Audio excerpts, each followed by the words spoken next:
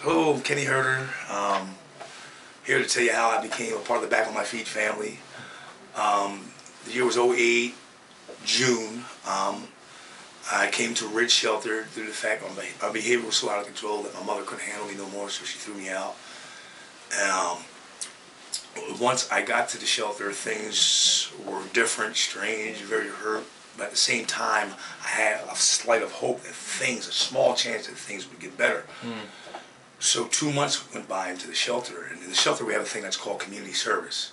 And a member from Back on My Feet came along with another gentleman I know by the name of Michael Sullivan.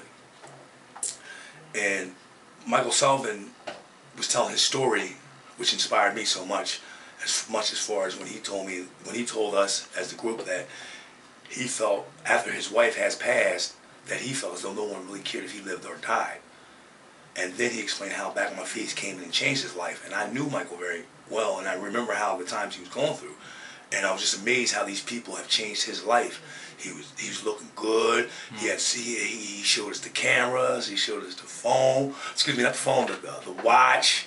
All these incentives he won. And then I was like, where do I sign up at? I was just so inspired by him. I'm like, all this for running? So as I signed up for Back on My Feet, I started running. We started off with a mile, and as the months progressed, I started getting more healthier.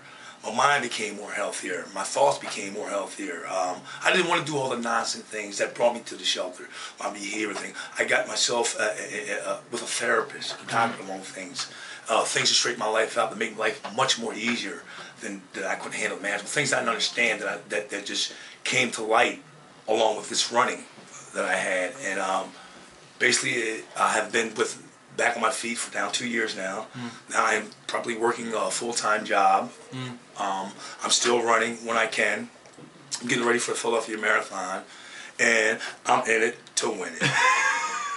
And you're a guy who likes to have lots of fun. You know, yes. You're someone who's always been a real big, energetic source of Back on My Feet. Do you have any favorite memories of Back on My Feet? There are happy memories. Yes, several. The favorite, one of the favorite memories I had when I was running with the Drexel crew team doing the time mile, which I finished 5:48 in.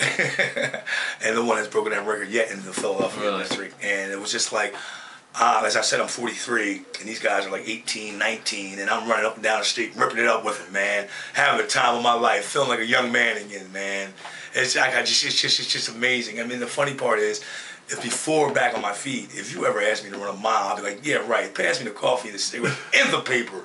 You're crazy. 500 miles later, I'm part of the 500 Mile Club also, which is a slim number of people, so that's a prestigious stage of the accomplishment of running 500 miles. And I'm trying to go through another 500, but also the most important thing of Back on My Feet is the team. And what I mean by the team is, for example, I lost my mother in February, and it was a very horrible time in my life. I didn't know if I wanted to run again. I didn't know anything. Back on My Feet grabbed me up, brought me back to the circle. The team dedicated 5 miles, running in memory of my mother, and it just brought me back stronger than ever. And what was so important was that through the time when I first joined Back on My Feet until the now present time, even the time when my mother died, the word I'm looking for, it conditioned me to handle the situation of losing my mother in a positive way, of nothing doing nothing negative or stupid, just staying positive with the help of a team. So why do you want to be on this show? Because I'm in it to win it.